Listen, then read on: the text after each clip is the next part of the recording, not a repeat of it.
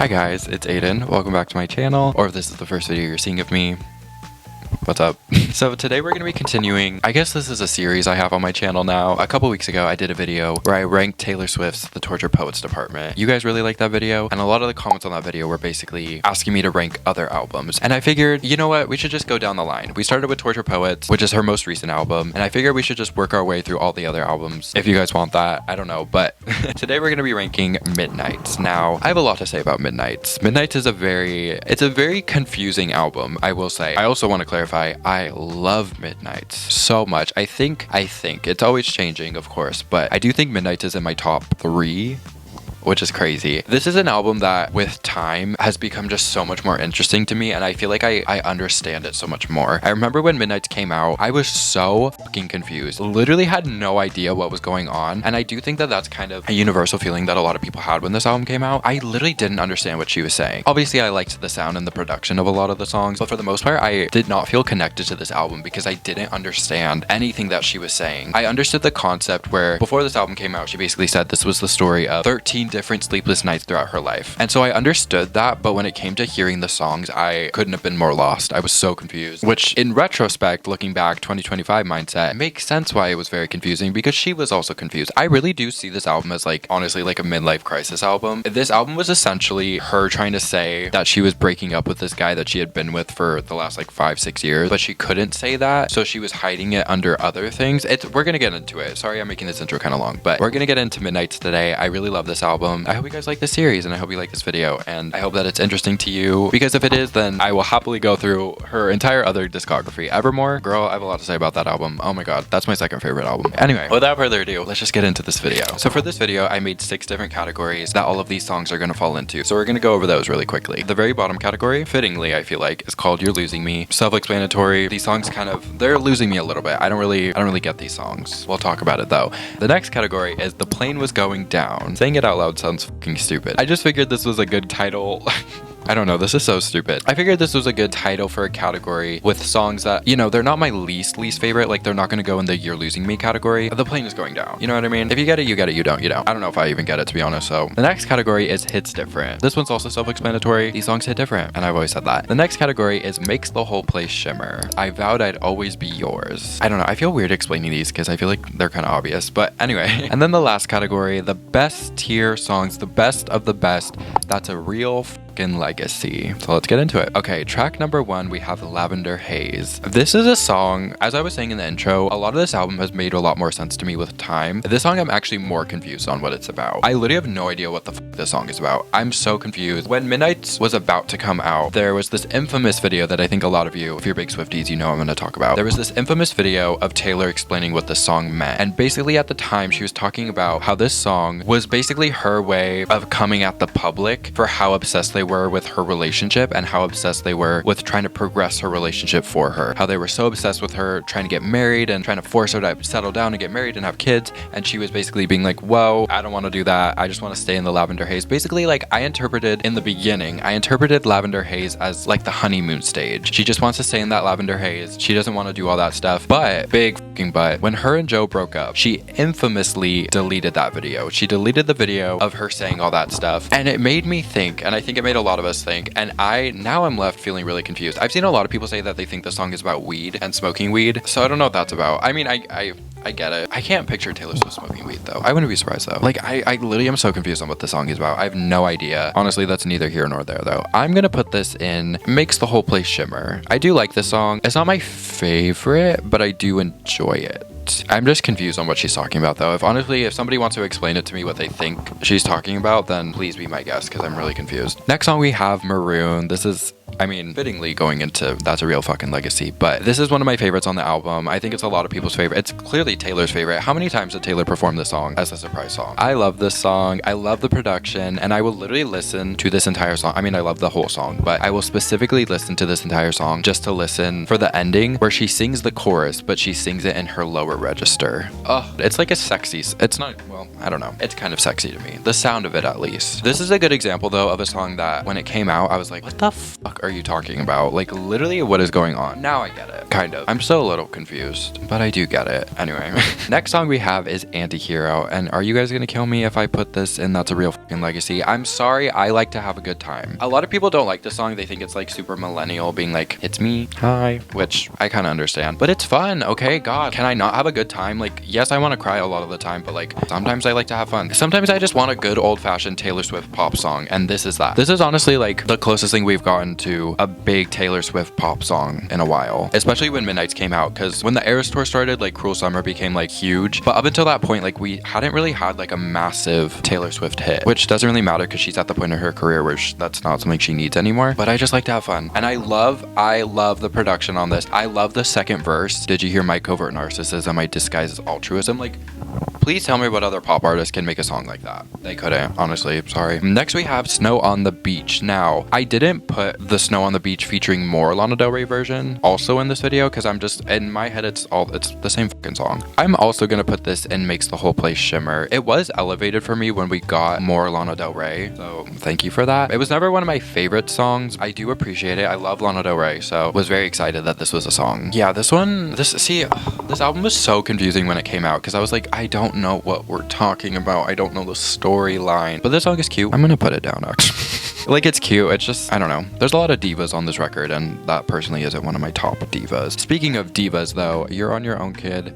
I mean, come on, this has become like a quintessential Taylor Swift song at this point. So much to say about this song. The fact that one lyric literally is the reason that she's in the relationship she is now, that honestly means it's a real fucking legacy in itself. The song also just means so much to so many different people, myself included, and I love that. I think it's so cute, super fun, love the production, I love the build-up. It feels like a comforting hug from Taylor, and I love that so much. Next we have Midnight Rain. Now, I'm gonna put this in I Vowed I'd Always Be Yours, I think. I really like this song. The first couple times I was a little like confused on the voice. I don't know what it's called, like voice effect. It's kind of jarring at first, but I've grown to really like it, and I think it's fun and it's different. It's a little edge for the teen Vogue party. Like, some of the production on this album is like god tier, which is so weird because a lot of people hate Jack Antonoff and Taylor's like production together. I'm not a part of that train. That's none of my business, and I have nothing to say about that. So, question, I mean, come on. I was gonna say I literally don't understand how people don't like this song. I do actually, because no, I don't. I'm not gonna justify your guys' actions. I love this song, and if I'm the only person that likes this song, then more for me then, I guess. My favorite part about the song is how sassy it is. How she's like, can I ask you a question? How much do you miss your ex?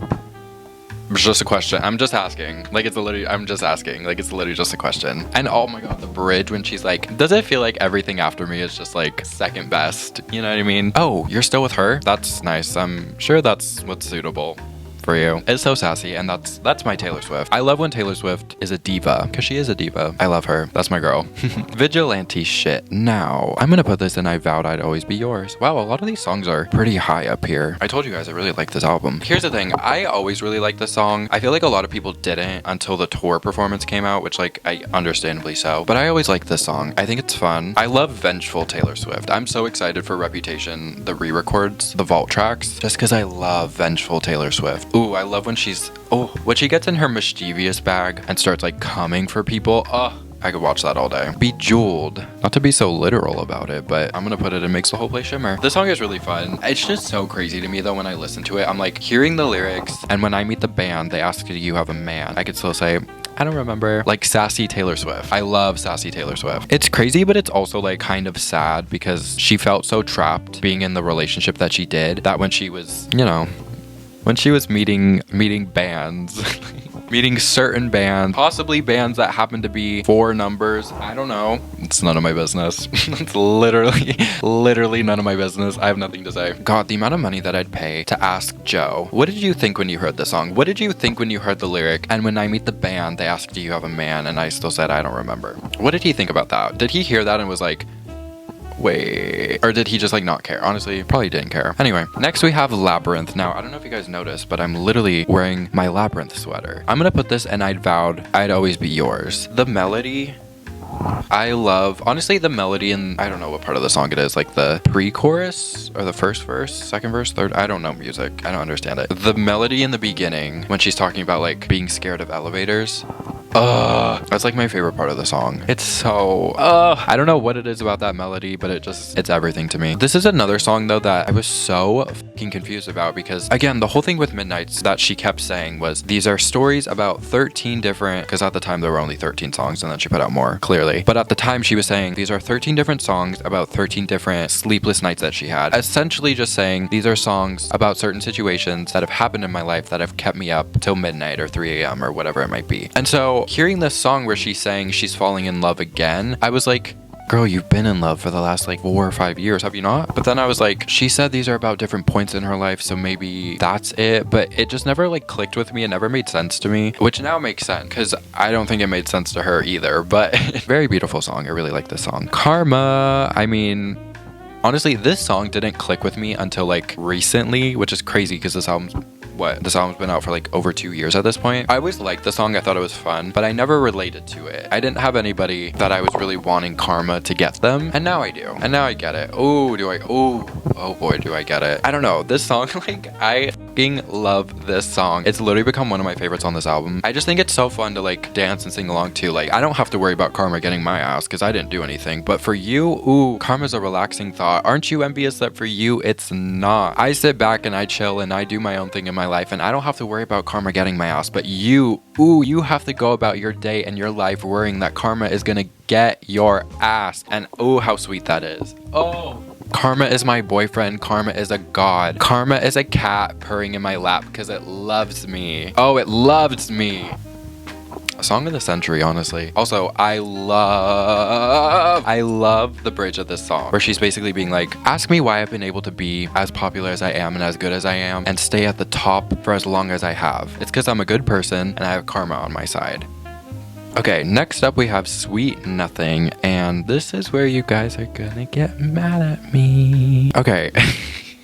It's not that I don't like the song. I do think it's cute. It's fun. It's not fun. It's cute. It's cute. It's soft. It's sweet. I think the melody's cute. I think the production's cute. This song is just cute. Maybe I just don't relate to it. Maybe that's a personal thing. I genuinely don't know the last time that I've gone out of my way to play this song. Like, I'm never thinking, ooh, I really want to play Sweet Nothing right now, or I really want to hear it. If it comes on, I won't always skip it. I don't think I've ever gone out of my way to play it. Taylor has so many love songs out there that this song doesn't even like touch my top 20 Taylor Swift love songs. Like, it's not my thing, but that's okay. Now we're gonna talk about things that are my thing because Mastermind is a real fucking legacy. This is my favorite song on this entire album. I think part of it is the melody. I love the like, in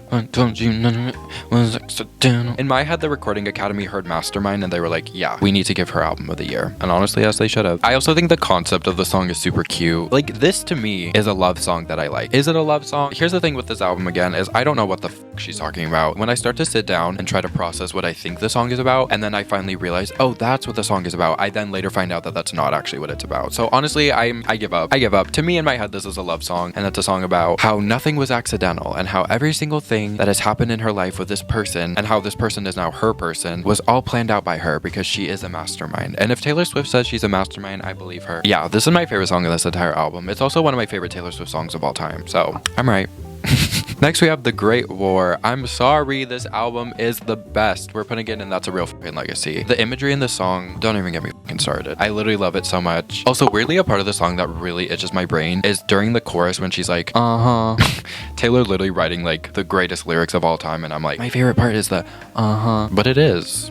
I don't know what to tell you. Bigger Than the Whole Sky. This is going in I Vowed I'd Always Be Yours. I love this song so much. I will say, I used to listen to this song religiously when I was like not doing well. So I don't really listen to it all the time now. Just, it kind of brings up a little bit of bad memories. But I love this song. It's obviously very heartbreaking. I'm not going to sit here and speculate what I think the song is about because honestly, I don't really care because the song means so much to me and I really love it. That's all I have to say about that. Okay, next we have Paris. I'm going to put this in Makes the Whole Place Shimmer. This is another song that I don't listen to all of the time, but I do really like this song. It's super fun, especially the bridge.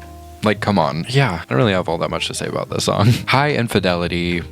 Damn, that top category is getting stacked. I don't know what it is about this song. I think one of the reasons I've realized why I like Midnight so much is because Taylor uses her lower register so much. That's also why I think I like Mastermind so much. I just love her lower register. I love how deep her voice is now because obviously she's an adult now. Even like Antihero and Maroon, like her voice just sounds so good, and the melody and the production of High Infidelity is just everything. Also one of my favorite songs on this album. Subject matter wise, that's none of my business. None of my business. I have nothing to say about that at all. Sometimes we need a getaway car, and I'm gonna leave it at that. I have nothing more to say. Okay, next we have Glitch, and I don't know where to put this one. I don't listen to this one all the time, but I do like it. I think I'm gonna put it in hits different. I feel like people are gonna get mad at me about that. Again, I like the song. I just don't listen to it all the time. It's also a very short song, so there's not a lot really going on, which doesn't mean that it's bad. I just don't listen to it all the time, and I don't really have much to say about it either. But it's cute. But unfortunately, Gorgeous Devour's cute, so would've, could've, should've. We know where this is going. If it's not in your top category, then I don't think we listen to the same song. I also don't really have that much. I actually have a lot to say about this song, but I'm not gonna say it because I don't really want to. We all know what I'm thinking though. John Mayer, When I Catch Your Ass. Oh, it's over for you. It's been over for you, but that's none of my business. Dear Reader. Okay, this is another song that just recently clicked with me. I always liked it. I thought it was fun. And then I really started to think about it and really get into the lyrics, and I was like, whoa. Dear Reader and Hits Different and You're Losing Me actually are all perfect songs to transition from Midnights to Torture Poets, but putting Dear Reader as a closer makes so much sense. And honestly, like, it's so crazy because this song is literally Taylor saying, do not take my advice, do not come to me for advice because I'm going through it and I can't give you advice. Never take advice from someone who's falling apart. She literally told us that she was like suffering and miserable, and we didn't really think twice about it, which is kind of sad. I'm gonna put this in I'd Vowed I'd Always Be Yours. I'm just now getting into the song, which again is crazy because it's literally been 2 years. But that's the thing about Taylor Swift songs. It's literally just one random day I'll wake up and I'll hear a song and I'm like, whoa. And it's a song that I've heard so many fucking times. But for some reason, some days it just clicks. And this song recently clicked. And oh boy, did it click. Oh boy, did it click. Wow. Okay, Hits Different. I feel like I have to put it in the Hits Different category. No, it's better than that. I'm gonna put it in Makes the Whole Place Shimmer. This song is also just fun. Oh, my camera's about to die. Cool. Hold on, guys. Okay, we're back. What were we talking about? Oh, Hits Different. I don't have much to say about this song. It's cute, it's fun, literally whatever, I don't know. And the very last song on this album, which is actually funny because the song is literally not even on this album, but like it is, you know what I mean? We have You're Losing Me. Now, what did you expect? Did you really expect me to put it in any other category? Wow, I literally made a You're Losing Me category and there's not a single song in there. Album of the year, I don't know what to tell you, sorry. You're Losing Me though is a crazy song, but what makes it crazier is the fact that Jack Antonoff, he is so messy, oh my god, but Jack Antonoff but I guess revealed that this song was written in the end of 2021. Or not written, recorded. So I don't even know when this was written, which is crazy. That is actually the most insane thing that I've ever heard. It does make sense though, like why this album became what it did and why Torture Poets is as dramatic, I guess, as it is. Because if I was feeling the way that she's talking about feeling in You're Losing Me for literally at least 2 years, because they were together up until right before the Eras tour, which was in the beginning of 2023. And if she wrote this, I mean, I don't know when she wrote the song, but she recorded it at the end of 2021, which in my head means that she wrote it in the middle of 2021, maybe even the beginning of 2021. Yeah, if I felt that way for that long, it's no wonder Torture Poets came out the way that it did too. She was literally miserable out of her mind. And then to have all that happen, and then the Maddie Healy, this is not a Torture Poet video, but my point is that the song is crazy and it's so sad. Every tongue that rises against Taylor Swift shall fall. So this is my official ranking of Midnight. This isn't all that surprising to me. I wasn't expecting the top category to be filled as much as it is, to be honest. I also thought there would be some a little bit lower, but also like, what am I going to put at the bottom? Nothing. I'm not going to do that. So that is going to bring us to the end of this video. I hope you guys enjoyed ranking Midnights with me and just talking about Midnights. There's so much to say about this album. It really is in different areas because it's so crazy and confusing, and there was just so much going on at the time. And like I said in the intro, it has just become more and more interesting as time has gone on, which I think is a really cool way to have an album. I don't know if that was intentional. It's just the way it panned out, I guess. But yeah, thank you guys so much for watching this video. I love you so much. Let me know if you want me to continue this series, because next on our list, I had to take Evermore down because I wanted to put all my Midnights variations up for this video. But if you guys want me to continue this series, then next on our list is Evermore, and I have a lot to say about that album. So much to say, oh my god. But yeah, thank you guys so much for watching. I love you so much. Thank you for all the support as always. Like this video, subscribe to my channel. It really helps me out a lot, and I will see you guys very soon with another video. Love you, bye.